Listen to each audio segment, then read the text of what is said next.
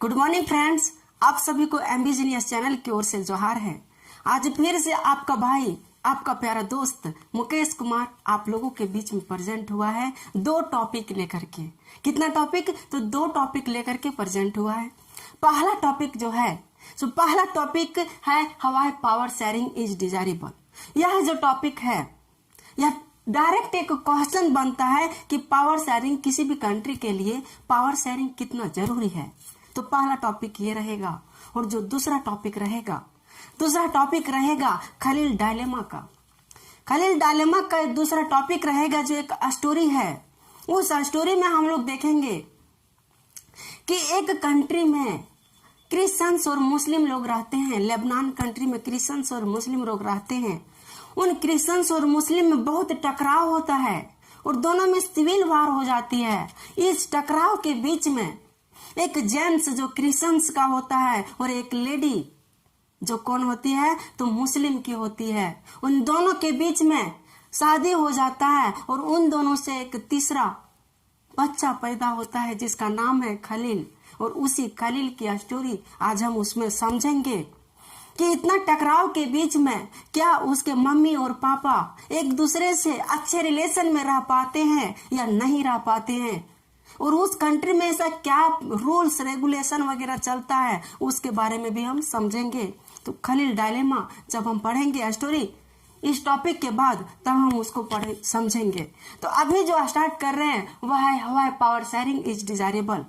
Power sharing क्यों जरूरी है किसी भी कंट्री के लिए, कितना जरूरी है, क्यों जरूरी है, उसके बारे में हम समझेंगे। तो सबसे पहले पावर शेयरिंग का जो तीसरा 3 वीडियो पढ़ा चुके हैं। यदि आप नहीं देखे होंगे तो आप पीछे प्लेलिस्ट में जाकर के उन तीनों को देख ले, पार्ट 1, पार्ट 2 और पार्ट 3। ये जो टॉपिक रहेगा पार्ट 4 रहेगा। छोटा छोटा टॉपिक हम लोग पढ़ रहे हैं ताकि अच्छा से टॉपिक को क्लियर कर लें और एग्जाम में किसी भी तरह का क्वेश्चन आए तो उसको इजी वे से एकदम पूरा सॉल्व कर ले। तो इस स्टोरी को, इस टॉपिक को हम स्टार्ट करते हैं। तो पावर शेयरिंग क्यों जरूरी है, सबसे पहले आपने समझिए कि पावर शेयरिंग क्यों जरूरी है। अपने ही देखिए अपने परिवार में, यदि किसी परिवार में एक पेरेंट का, एक मम्मी पापा का 2 बच्चे होते हैं तो दोनों को समान अधिकार देना क्यों जरूरी है। इसको पहले इमेजिन कीजिए कि उन दोनों में यदि भेदभाव किया जाएगा तो उन दोनों भाइयों में क्या होगा, क्या कंडीशन उत्पन्न होगी, क्या सिचुएशन उत्पन्न होगा, उसके बारे में थिंक कीजिए। क्या अच्छा रहेगा उन दोनों में यदि मतभेद किया जाएगा, भेदभाव किया जाएगा। अपना ही मम्मी पापा उन दोनों के बीच में, अपने दोनों बच्चे के बीच में भेदभाव करेंगे तो क्या वो बच्चे में अच्छा से डेवलपमेंट होगा, उन दोनों बच्चे के बीच में रिलेशन अच्छी होगी। अपने खुद इमेजिन कीजिए, यदि उन दोनों बच्चों में अच्छी रिलेशन होगी तो यहाँ भी अच्छी रिलेशन हो जाएगी पावर शेयरिंग किसी भी कंट्री के लिए। और यदि उसमें नहीं होगी अच्छी रिलेशन तो यहाँ कैसे हम उम्मीद करें कि एक पूरे कंट्री में जब पावर शेयरिंग नहीं किया जाएगा तो वहां पर कैसे उम्मीद करें कि पावर शेयरिंग के बिना वो कंट्री डेमोक्रेटिक कंट्री कहलाएगी और एक ऐसा कंट्री होगा जो पूरे डेवलप करेगा, वो पूरे एक डेवलप्ड कंट्री बन जाएगा। कैसे होप करें, कैसे उम्मीद करें, तो उसी को हम लोग समझेंगे कि पावर शेयरिंग। तो मैनली पावर शेयरिंग को समझने के लिए हम लोग 2 पार्ट में इसको डिवीजन करते हैं और 2 पार्ट में इसको समझते हैं। पहला पार्ट जो होगा हमारा प्रूडेंशियल रीजन। जो पहला रीजन होगा पावर शेयरिंग का वो क्या होगा, प्रूडेंशियल रीजन। क्यों जरूरी है, क्यों जरूरी है पावर शेयरिंग सो। और दूसरा जो होगा वो मेरा मोरल रीजन्स होगा। कौन होगा तो मोरल रीजन्स। तो पहला रीजन हम लोग समझते हैं प्रूडेंशियल रीजन्स। इसका हिंदी ही होता है समझदारी भरा पावर शेयरिंग। समझदारी से किस तरह पावर शेयरिंग किया जाता है उसका अर्थ ही होता है। तो पहला पॉइंट क्या बताता है, पावर शेयरिंग किसी कंट्री में किया जाता है तो उससे कंट्री में क्या देखने को मिलता है, क्या चेंजेस देखने को मिलता है, उस कंट्री में क्या अच्छा चीज, अच्छा विकास, डेवलपमेंट देखने को मिलता है और क्या कंडीशन उत्पन्न होती है, उसी के बारे में यह पॉइंट बताता है। तो पहला पॉइंट जो है to reduce the possibilities of conflict between social group. जब किसी कंट्री में पावर का शेयरिंग किया जाता है, किसी भी कंट्री, किसी भी डेमोक्रेटिक कंट्री में पावर का शेयरिंग किया जाता है पावर का शेयरिंग नहीं किया जाएगा तो वह कंट्री डेमोक्रेटिक कंट्री कहलाएगी ही नहीं।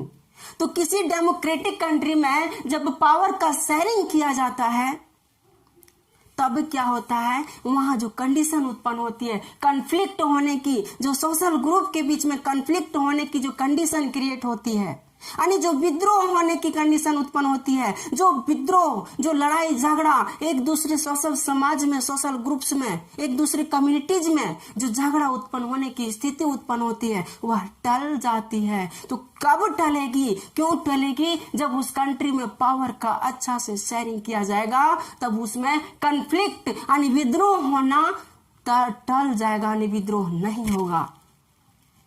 तो पहला पॉइंट तो समझ गए होंगे। दूसरा पॉइंट क्या है? Power sharing stop the violence and political इंस्टेबिलिटीज।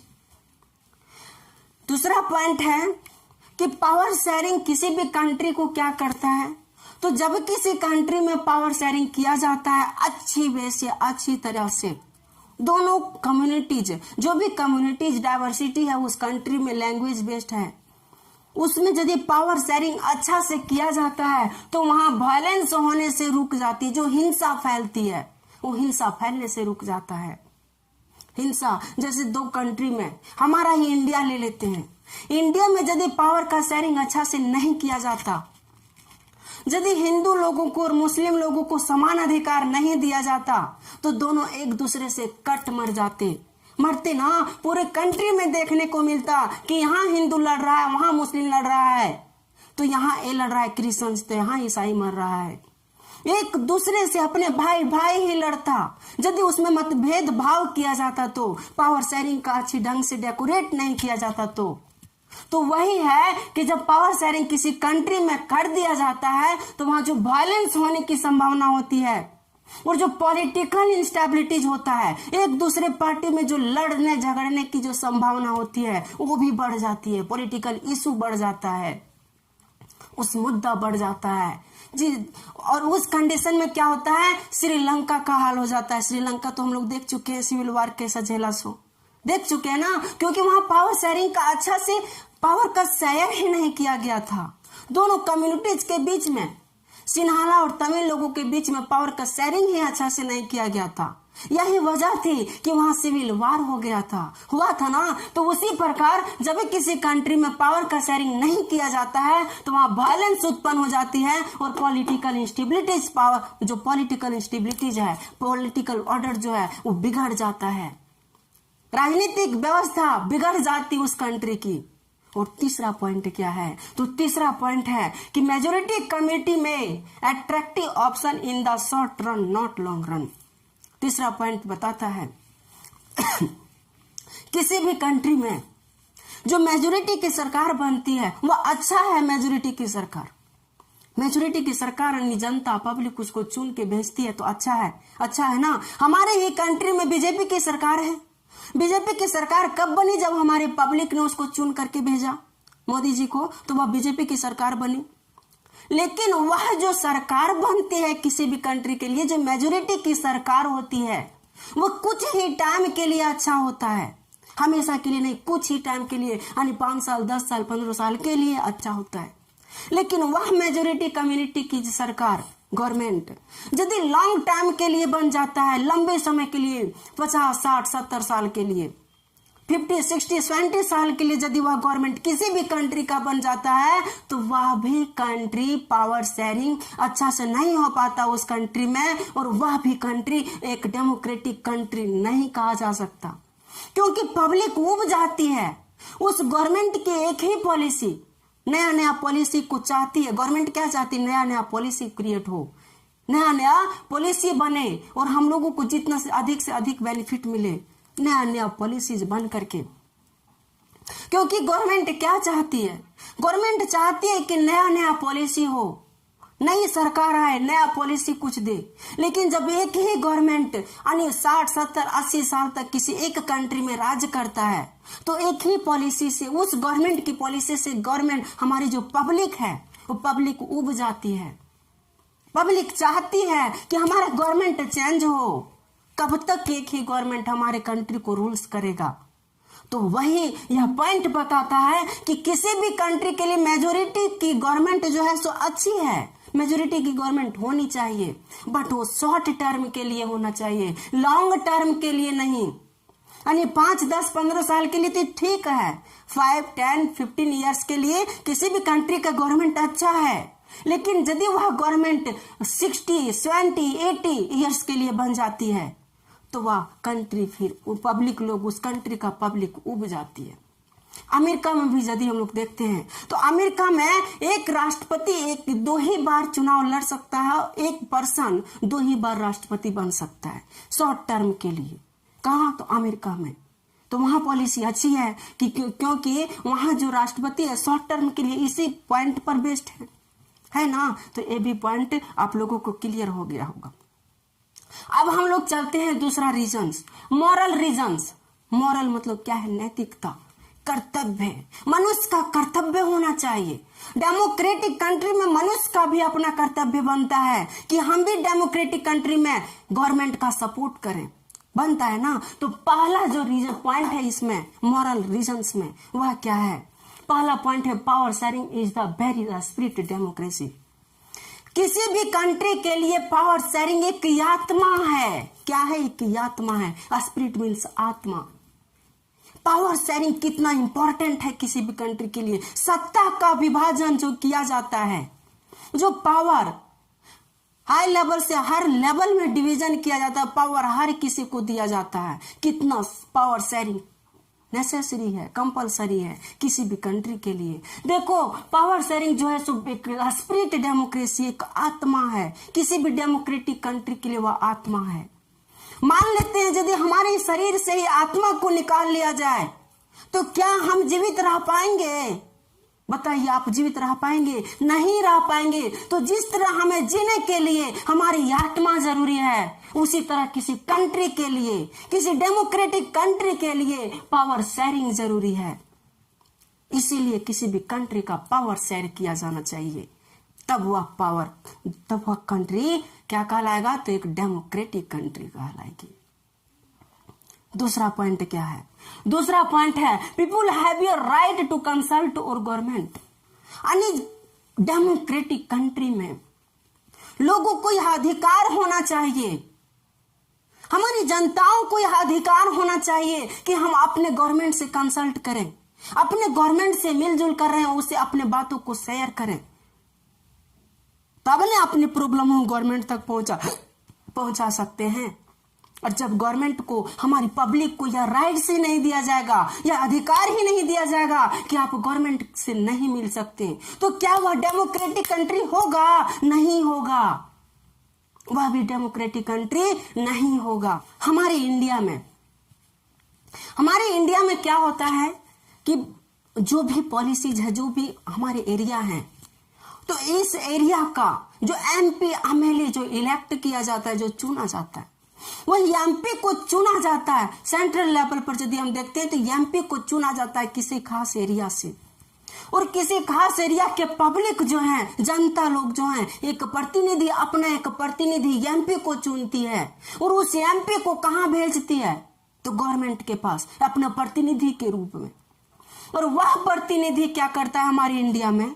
यदि इस एरिया से रिलेटेड कोई भी इशू हो हमारे इंडिया, उस एरिया में यदि उसे सिंचाई की जरूरत हो, तालाब की जरूरत हो, कुआं की जरूरत हो, तो इतना सारा जनता लोग, जितना भी किसी खास एरिया में है, सारा जनता लोग यदि उठ करके चले जाएंगे, कहाँ? दिल्ली चले जाएंगे, और सब ही अपना प्रॉब्लम को सुनाते जाएंगे कि मोदी जी मेरा ये प्रॉब्लम है, मोदी जी मेरा ये प्रॉब्लम है, मोदी जी आज मेरा घर में अपनी बीवी से झगड़ा हुआ है, मोदी जी आज मेरा बेटा ने मुझे मारा है।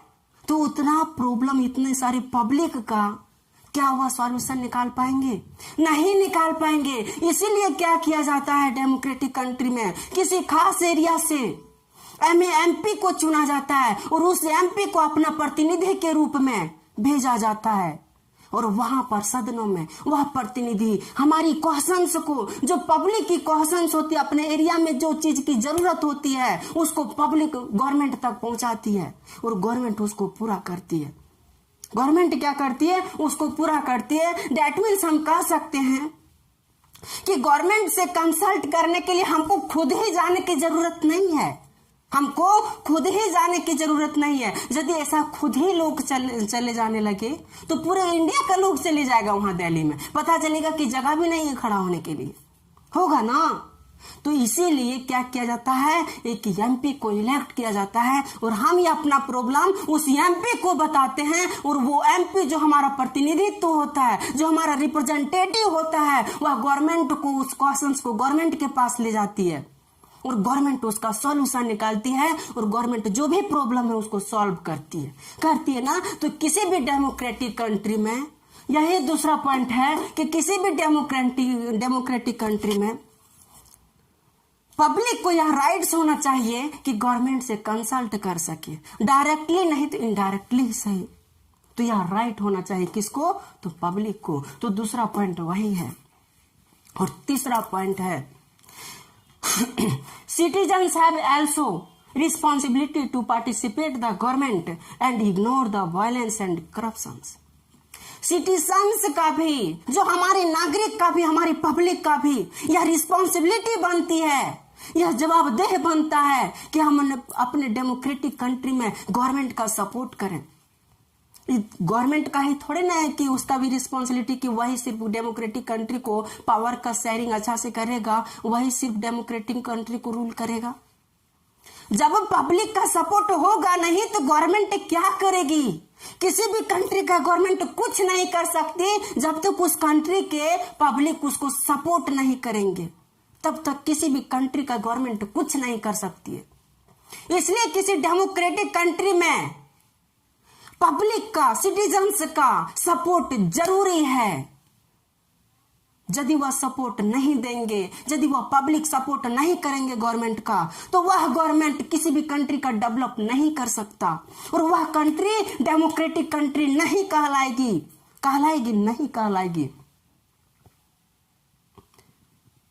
तो बात रही, इसीलिए पब्लिक का भी रिस्पॉन्सिबिलिटी बनती है कि उसका सपोर्ट करें। इसलिए पब्लिक का भी रिस्पॉन्सिबिलिटी बनती है कि गवर्नमेंट का सपोर्ट करें। ऐसा करने से क्या होगा, वायलेंस कम होगी, जो हमारी कंट्री में वायलेंस कम होगी, करप्शन रुकेगा। अब हमारी गवर्नमेंट जो है अच्छी अच्छी पॉलिसी ला रही है, लेकिन हम क्या करेंगे, करप्शन करेंगे, अत्याचार करेंगे, अन्य लोगों से लूटपाट करेंगे। कहीं भी जाओ तो घूस दो, कहीं भी जाओ तो घूस दो। तो क्या गवर्नमेंट, उसके लिए हम लोग रिस्पॉन्सिबिलिटी है ना, उसके लिए हम जिम्मेवार है ना। किसी से घूस मांगते हैं तो हम जिम्मेवार है ना।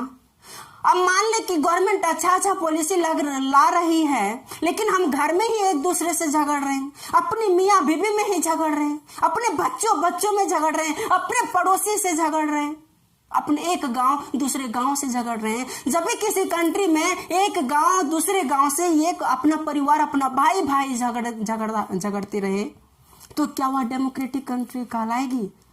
गवर्नमेंट कितना ही अच्छा पॉलिसी क्यों ना ला दे, लेकिन क्या वह डेमोक्रेटिक कंट्री कहलाएगी, नहीं कहलाएगी। इसलिए पब्लिक का भी रिस्पॉन्सिबिलिटी बनती है कि वह भी मिलजुल कर रहे, भाईचारा में रहें, वायलेंस को रोक कर रखें, हद से जहां तक कोशिश हो वायलेंस को रोकें, वायलेंस ना करें। जो करप्शन होता है, अत्याचार होता है, उसको रोकें। हर किसी को राइट्स है, अच्छी फ्रीडम में जीने की, एक दूसरे को परेशान तंग ना करें। तो यही तीसरा रूल्स कहता है, तीसरा जो पॉइंट है यही बता रहा है कि पब्लिक का भी रिस्पॉन्सिबिलिटी डेमोक्रेटिक कंट्री में होना बहुत जरूरी है। तो ये जो रहा पावर शेयरिंग का क्यों डिजायरेबल है, हमारी कंट्री में किसी भी डेमोक्रेटिक कंट्री में पावर शेयरिंग क्यों जरूरी है, ये पॉइंट रहा। और ये जो है पॉइंट डायरेक्ट इससे क्वेश्चन पूछा जाता है, इसलिए यदि इससे क्वेश्चन आ जाए तो इतना ही पॉइंट आप लिख देंगे तो आपको फुल मार्क्स आ जाएगा एग्जाम में। और यह टॉपिक, यह जो क्वेश्चन है बहुत इंपॉर्टेंट क्वेश्चन है। तो ये रहा पावर शेयरिंग। अब हम लोग दूसरा टॉपिक जो है सो खलील डायलेमा को लेकर के है। किसको, तो खलील डायलेमा को लेकर के। आज हम खलील डायलेमा की स्टोरी पढ़ेंगे। खलील डायलेमा को तो एक लड़का होता है विक्रम नाम का लड़का। किसका? तो विक्रम नाम का लड़का होता है।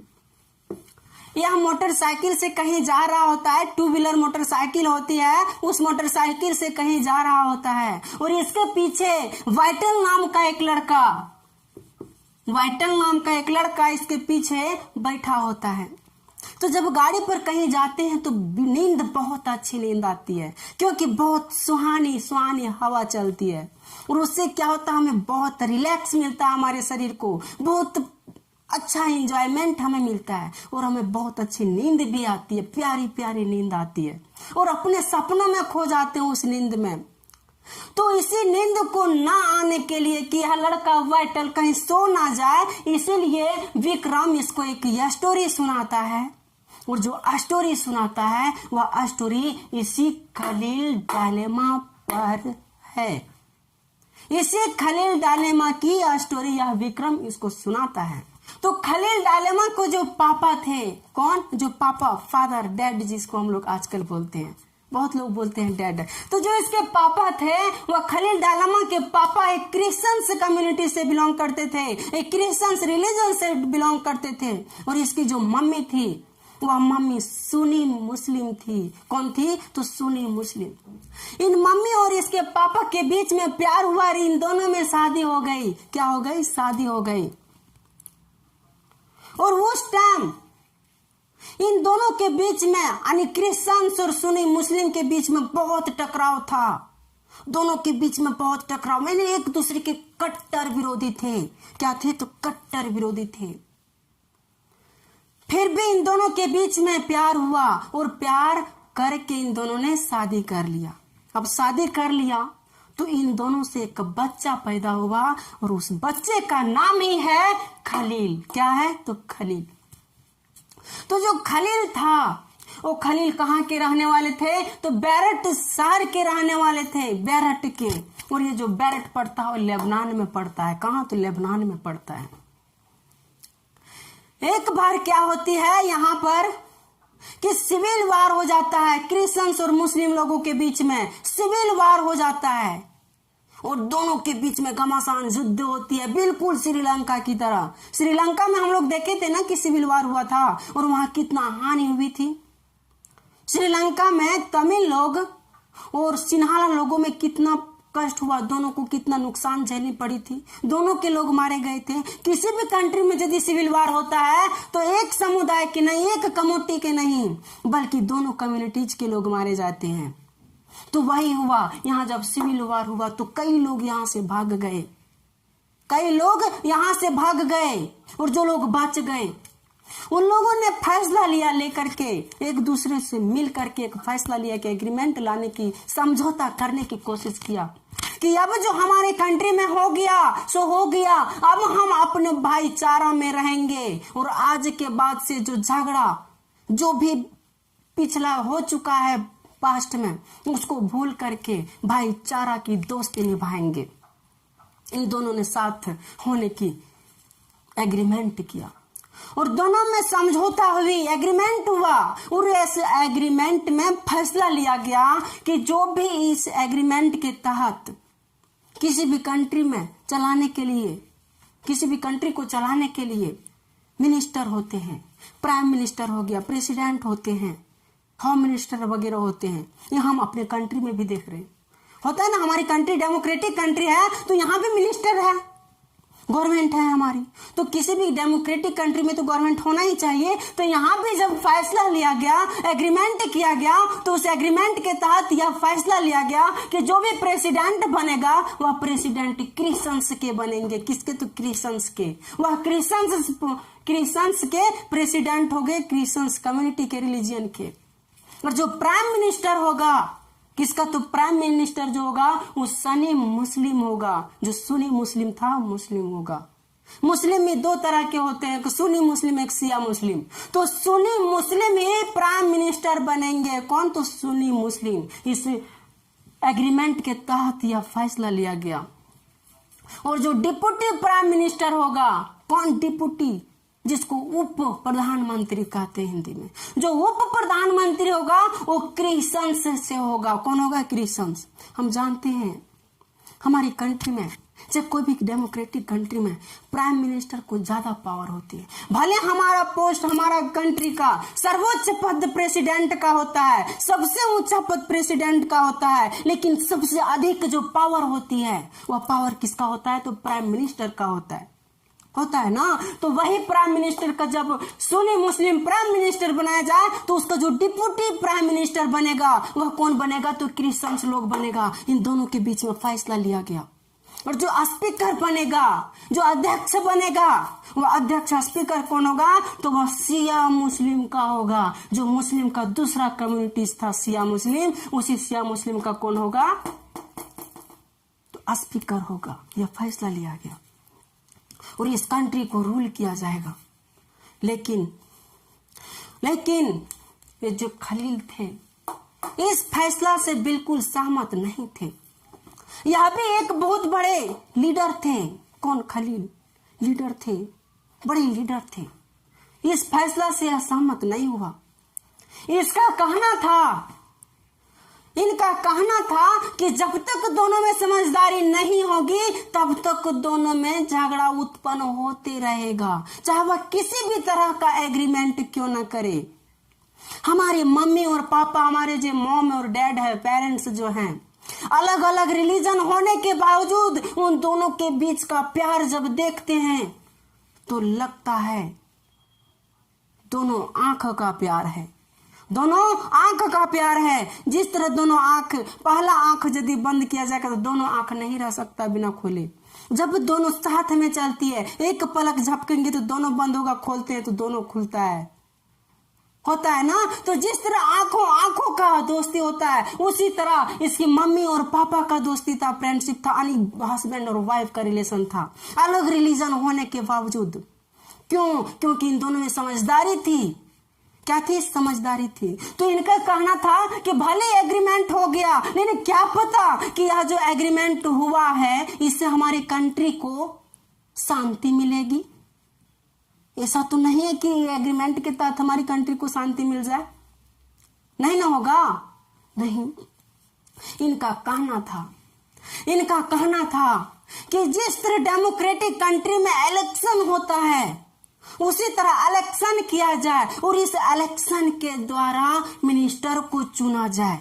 जो भी हमारे प्राइम मिनिस्टर होगा, किसी भी कंट्री में जिस तरह प्राइम मिनिस्टर को इलेक्ट किया जाता है उसी तरह यहां भी इलेक्ट किया जाए, प्राइम मिनिस्टर को चुना जाए। इनका कहना था, ये भी कहना ठीक था। जनताओं के द्वारा उस मिनिस्टर को चुना जाएगा, पब्लिक उसको खुद चुनेगी। किसी भी कम्युनिटीज का होगा, चाहे वह सुन्नी मुस्लिम का हो सकता है, चाहे वह किसका क्रिश्चियंस का हो सकता है, चाहे वह शिया मुस्लिम का हो सकता है, किसी भी कम्युनिटीज का हो सकता है। क्योंकि उसको कौन इलेक्ट करेगी? तो हमारी पब्लिक इलेक्ट करेगी। प्रेसिडेंट को भी इलेक्ट किया जाएगा और इलेक्शन के माध्यम से जो हमारा मिनिस्टर होगा वही मिनिस्टर बाध्य होना चाहिए। ऐसा व्यवस्था होना चाहिए। इसलिए यह पहले वाले व्यवस्था से जो इस तरह का एग्रीमेंट किया गया था उससे यह नाखुश थे। कौन? तो यही नाखुश थे, हैप्पी नहीं था। इनका भी कहना ठीक था। जब ही चल रहा था, गाड़ी से चलते चलते जा रहा था, तो आगे जो ही ड्राइव करते हुए जा रहा था ना, तो जहां वहां रोज रुकता था, कौन? विक्रम जहां रोज रुकता था वहीं पर जाकर के ब्रेक दबाया, उस टावर के पास जाकर के ब्रेक दबाया, रोज वहां रुका करता था। और वहीं पर स्टोरी को इन्होंने बीच में ही स्टॉप कर दिया, आगे नहीं बढ़ाया बल्कि बीच में ही स्टॉप कर दिया। जो ही बीच में स्टोरी को स्टॉप कर दिया, फिर से दौड़ते हुए जो इसका पीछे बैठा था वाइटल, वो दौड़ते हुए रेप्ट करते हुए उतरा और आगे चल करके तुरंत इससे क्वेश्चंस पूछा। किससे? विक्रम से क्वेश्चंस पूछा कि अच्छा बात है मेरे दोस्त, आपने तो बहुत अच्छा हमको डेमोक्रेटिक की परिभाषा समझाई, लेकिन आप ही बताइए, यदि इस कंट्री का आपको रूल्स रेगुलेशन लिखने को दे दिया जाए, इसका जो कानून है उस कानून को लिखने दे दिया जाए, तो आप किस तरह उस कानून को, रूल्स को लिखोगे? कैसे लिखोगे? बताओ। क्या आप पहले जो व्यवस्था थी उस व्यवस्था पर विचार करोगे, या जो अभी जो एग्रीमेंट हुआ है उस व्यवस्था पर सहमत होगे, या अपना कुछ अलग रूल रेगुलेशन अप्लाई करोगे? तो इन्होंने इससे विक्रम से क्वेश्चन पूछा। किसने? तो वाइटल ने।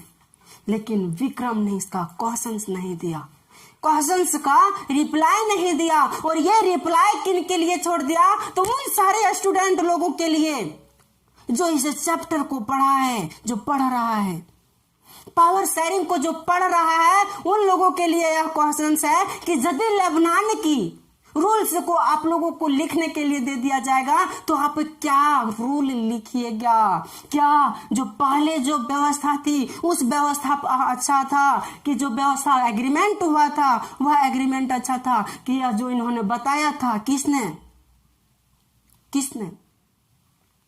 तो जो खलील ने बताया था कि इस तरह इलेक्शन के माध्यम से चुना जाए वह गवर्नमेंट अच्छी होती है, तो वैसा रूल लिखोगे तो आप अपना रूल्स, आप अपना सहमति, जो भी सही है गलत क्या है, वो क्वेश्चंस किसके लिए छोड़ते हैं? तो ये विक्रम, हम नहीं, ये वाइटल विक्रम किसके लिए छोड़ देता है? तो उन सारे स्टूडेंट के लिए जो 10th में अभी पढ़ रहा है। कौन? पावर शेयरिंग चैप्टर जो भी 10th में पढ़ रहा है, उन सारे स्टूडेंट के लिए क्वेश्चंस को छोड़ता है। और यहाँ पर अपना आंसर जरूर दें कि कैसा रूल्स होना चाहिए। तो ये था आज का 2 टॉपिक। पहला, why power sharing is desirable, और दूसरा जो खलील डायलेमा की स्टोरी थी वो। तो आज का सेशन को यहीं पर हम समाप्त करते हैं। समाप्त करने से पहले आप लोगों को कुछ इन्फॉर्म कर देना चाहते हैं कि कई सारे लोगों ने कमेंट किए थे कि सर इसका नोट्स अवेलेबल करवा दिया जाए। तो उन लोगों को बता देना चाहते हैं कि जितनी भी चीज की पढ़ाई हो रही है उसका नोट्स जो है सो बहुत जल्द ही प्लेलिस्ट में, बहुत जल्द ही डिस्क्रिप्शन बॉक्स में अपलोड कर दिया जाएगा। उसका प्रोसेसिंग जो है सो चल रही है। और यदि हम लोगों की मेहनत आप लोगों को अच्छी लगती होगी तो आप अपना प्यारा दोस्त, प्यारा भाई समझ करके ही शेयर, सब्सक्राइब और लाइक जरूर कर दीजिएगा, कमेंट भी कर दीजिएगा। इससे क्या होता है, हम लोगों को थोड़ा मनोबल बढ़ती है और हम लोगों में भी थोड़ा कॉन्फिडेंस बढ़ता है। तो इन्हीं के साथ आज का एपिसोड हम समाप्त करते हैं, एंड करते हैं। Thank you very much. जय हिंद।